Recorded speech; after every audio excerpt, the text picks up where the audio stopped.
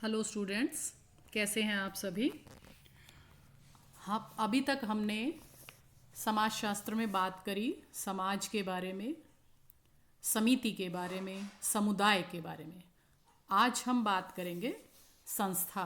संस्था क्या होती है, जिसको हम इंस्टीट्यूशन कहते हैं। देखिए बच्चों, संस्था और समिति जो होती है वो एक दूसरे से घनिष्ठ संबंधित होती है, और दोनों को यदि हम समझना चाहते हैं तो एक दूसरे के संदर्भ में ही सही तरीके से समझ पाएंगे। देखिए, समिति जो होती है वो व्यक्तियों का ऐसा समूह होती है जो एक या कुछ उद्देश्यों की पूर्ति के लिए बनाई जाती है, जबकि संस्था का क्या काम होता है। संस्था जो है इन्हीं उद्देश्यों को पूरा करने के लिए नियमों और कार्य प्रणालियों की एक व्यवस्था होती है। देखिए, संस्था का जो कार्य है वो समाज द्वारा मान्यता प्राप्त एक निश्चित ढंग से किया जाता है। कुछ उद्देश्यों को लेकर समिति बनाई जाती है और उन्हीं की पूर्ति के लिए अपनाई जाने वाली कार्य प्रणाली को संस्था कहा जाता है। जैसे एग्जाम्पल लें, जैसे मान लीजिए हम कॉलेज में हैं, तो कॉलेज क्या है, एक संस्था है, ठीक है। और कॉलेज के अंदर जो है हम क्यों जा रहे हैं, पढ़ने के लिए। कॉलेज में अलग अलग डिपार्टमेंट्स हैं, वहाँ हम पढ़ाई करते हैं, इतने विषय हैं, ये इतने स्टूडेंट्स हैं, ये सब क्या है, संस्था, ठीक है। तो हम वहाँ पर जो है पढ़ाई करने के लिए जाते हैं, तो वहाँ पर हमारा उद्देश्य क्या पूरा होता है, पढ़ाई का, ठीक है। अब हम कुछ एक बात करते हैं कि संस्था जो है फिर है क्या। देखिए, मैकाइवर और पेज एक समाजशास्त्री हुए हैं ये, और इनकी एक पुस्तक है सोसाइटी। इसमें इन्होंने कहा है कि संस्था सामूहिक क्रिया की विशेषता व्यक्त करने वाली एक कार्य प्रणाली होती है। हमारे एक और समाजशास्त्री हुए हैं जिनका नाम है बोगाडस, इनकी पुस्तक है सोशियोलॉजी। उसमें उन्होंने कहा है कि एक सामाजिक संस्था एक ऐसी संरचना होती है जिसे मुख्य रूप से सुस्थापित प्रणालियों के द्वारा लोगों की आवश्यकताओं को पूरा करने के लिए संगठित किया जाता है। तो अब हम क्या कहेंगे कि संस्था क्या होती है। तो संस्थाएं जो होती हैं वो मनुष्य की मौलिक आवश्यकताओं की पूर्ति करने का एक साधन होता है, और इसके अंदर कुछ नियम होते हैं, कुछ विधि विधान होते हैं, कुछ कार्य प्रणालियां होती हैं, जिनको हम यदि संगठित रूप से करें तो उसको जो है संस्था कहते हैं। अब संस्था के उद्विकास का यदि हम बात करें कि संस्था बनती कैसे है। जैसे मान लीजिए एक विचार आता है व्यक्ति के मन में, और वो विचार जो है वो व्यक्तिगत आता है। आप सभी के मन में विचार आता होगा, वो व्यक्तिगत होता है। अब क्या होता है, उस विचार और विचार के अनुसार आचरण करते हैं हम, और बार बार वो आचरण करते हैं, तो वो हमारी क्या बन जाती है, आदत बन जाती है। अब हमारी आदत को जो है हम अकेले जब तक कर रहे थे तब तक तो वो विचार था। अब जब वही आदत जो है वो पूरे समूह द्वारा करने लग जाए हैं, तो वो क्या बन जाती है, जनरीति। और जनरीति के अंदर ही जब हमारे पुराने अनुभव मिल जाते हैं तो वो बन जाती है प्रथा। और जब प्रथा को समूह की स्वीकृति मिल जाती है, सामूहिक कल्याण की भावना आ जाती है, और वो लोगों के लिए उपयोगी हो जाए, तो उसको हम बोलते हैं रूढ़ियाँ, या जिनको हम मूर्स भी बोलते हैं। और रूढ़ियाँ जो है जब एक निश्चित संरचना और ढांचे में विकसित हो जाती है तो वो क्या बन जाती है, संस्था। अब हम बात करते हैं कि संस्था की क्या विशेषताएं हैं। देखिए, संस्था की विशेषताएं जो है आपको स्क्रीन पर दिखाई दे रही हैं। इसी में हम बात करते हैं कि संपूर्ण सांस्कृतिक व्यवस्था में संस्था एक इकाई के रूप में कार्य करती है, क्योंकि हम ये कहते हैं कि समाज क्या है, जो है वो एक रीति रिवाजों और व्यक्तियों का समुदाय है, ठीक है।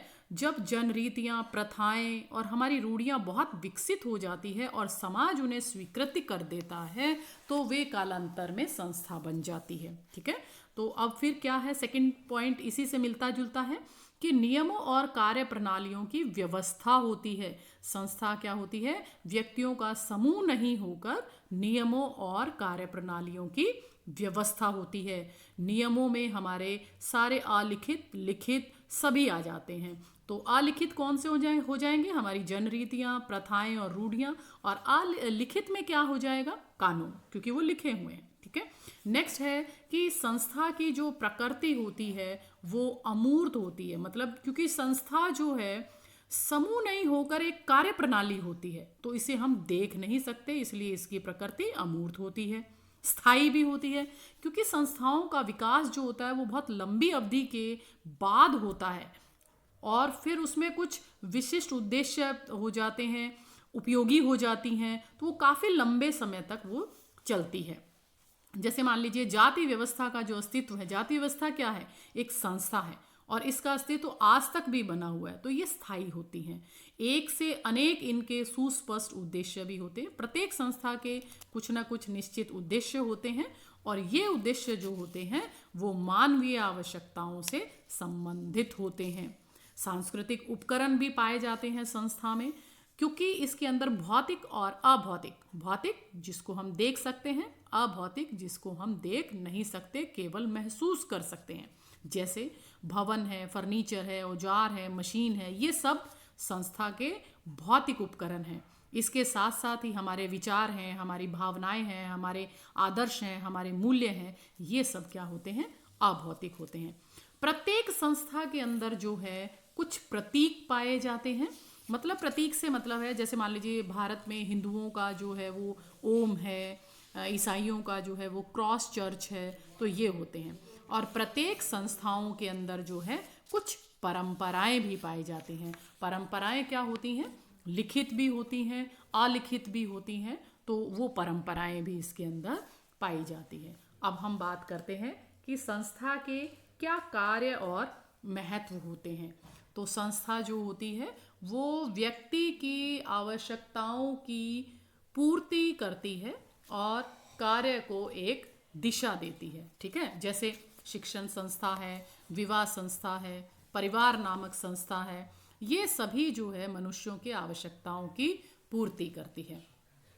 संस्थाएं जो होती हैं वो मनुष्य के कार्य को सरल भी बनाती हैं, क्योंकि संस्था जो होती है वो मानव व्यवहार के सभी आचरणों को स्पष्ट करती है। व्यक्ति क्या कार्य करना चाहिए, क्या होना चाहिए, इसका दिशा निर्देश भी देती है, तो वो एक व्यक्ति के कार्यों को सरल बनाती है। संस्था हमारे व्यवहारों के अनुरूप होती है। हमारे व्यवहार के अनुरूप जो भी संस्था होगी हम उसी संस्था के सदस्य बनते हैं। ठीक है। साथ में हम कहते हैं कि संस्था जो है वो एक पीढ़ी से दूसरी पीढ़ी में हस्तांतरित होती है, क्योंकि संस्थाओं का माध्यम जो होता है वो संस्कृति की रक्षा करना होता है, उसे स्थायित्व प्रदान करना होता है। संस्था क्या होती है बच्चे?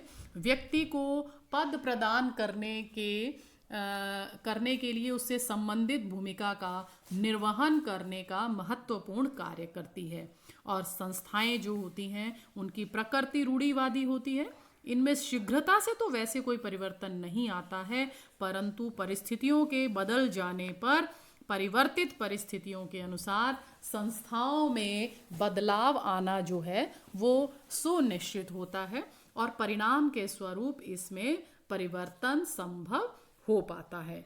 तो अब आपको पता चल गया होगा कि संस्थाएं क्या होती हैं। तो संस्थाएं नियमों, विधि विधानों, कार्य प्रणालियों की एक व्यवस्था होती है, एक अमूर्त व्यवस्था होती है। इसका धीरे धीरे और स्वतः विकास होता है। संस्थाएं जो हैं वो एक पीढ़ी से दूसरी पीढ़ी में हस्तांतरित होती हैं। संस्था सामान्यतः मौलिक आवश्यकताओं की पूर्ति में योगदान भी देती हैं। ठीक है। संस्थाएं जो है, मनुष्य संस्थाओं के सदस्य तो नहीं हो सकते, किंतु संस्था नियमों और कार्य प्रणालियों की एक व्यवस्था होती है। तो अंत में हम यही कहेंगे कि हम समितियों के सदस्य तो होते हैं, किंतु संस्थाओं के सदस्य नहीं हो सकते हैं। ठीक है। क्योंकि संस्थाएं जो हैं अपने आप बनती हैं, आवश्यकताओं की पूर्ति हेतु बनती है। ठीक है। आपने वीडियो को देखा, थैंक्स। और आपको कुछ इसमें कोई समस्या हो तो आप मुझे मेरे डिस्क्रिप्शन बॉक्स में लिख दें। Thank you.